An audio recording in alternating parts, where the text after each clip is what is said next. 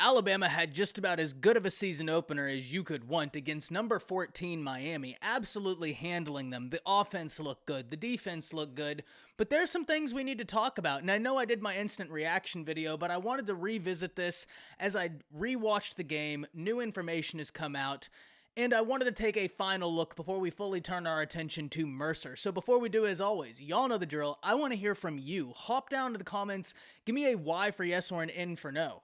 Are you happy with Bryce Young, the sensational sophomore quarterback, and how he handled his first start? Let me know what you're thinking. If you are new to the channel, be sure to subscribe. Hit that bell notification. I do constant college football content. You don't want to miss any of it. And if you enjoyed this content, be sure to like and comment down below. Those interactions, those small, are massive to content creators such as myself.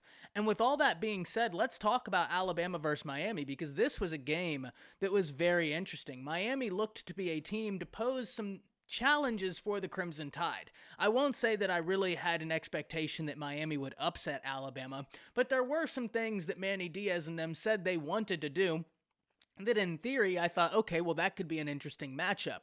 However, when push came to shove, Alabama was absolutely ready. And I really want to focus and start on the defense because there's a lot to talk about.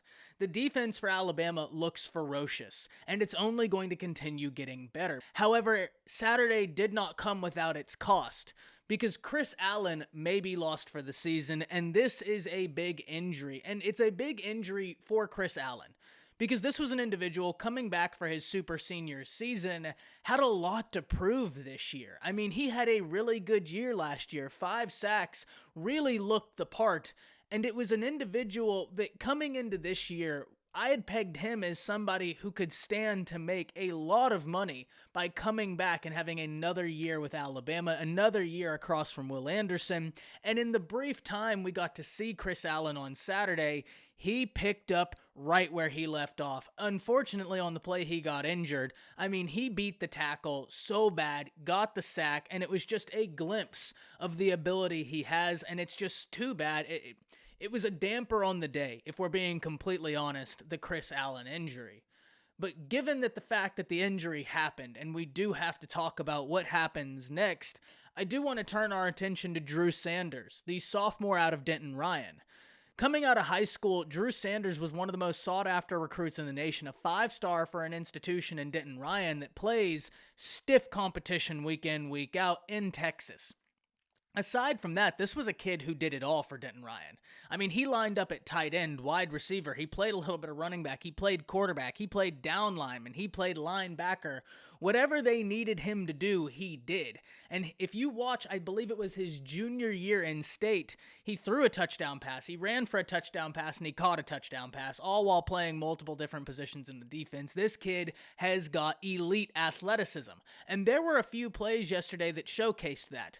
Specifically on one of the first plays he came in, Will Anderson applied pressure to D'Eriq King. D'Eriq King steps up into the pocket, and there is a lane for him to go through.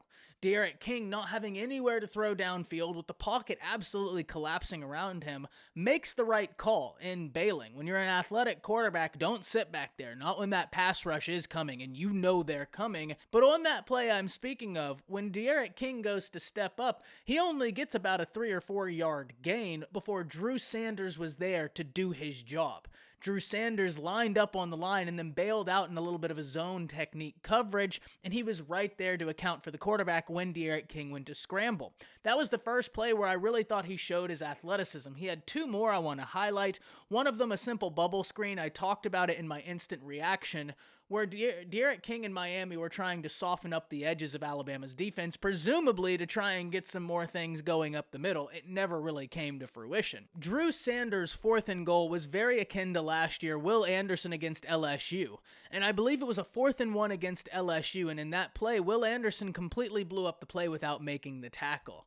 He pushed the tackle for LSU into the running back, allowing him never to break the line. And that's exactly what we saw out of Drew Sanders on Saturday on that 4th and goal for Miami. Drew Sanders may not have gotten the tackle, but he made the play that allowed Henry To'oTo'o to come right over the top and stop D'Eriq King, ultimately resulting in Alabama's long touchdown.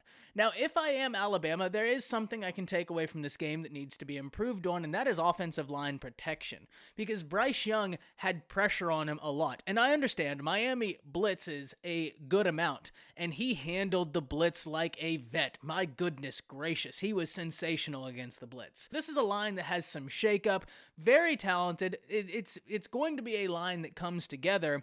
But if there was something that needed to be improved on week 1, it would be that offensive line, which is only natural when you're replacing what you're replacing on that offensive line.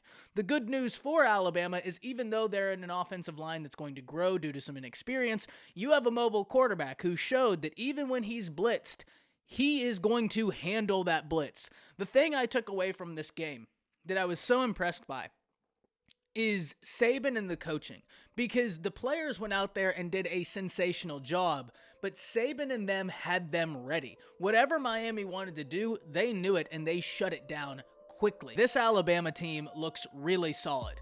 It's not without its flaws. There's no team that is without its flaws. But this Alabama team for week 1, I mean, I just don't know what else you can say. I really can't wait to hear from y'all. I know a lot of you have probably gone back, rewatched the game, so let's talk about it. Hop down to the comments. Let me know what you're thinking. That's it. See ya.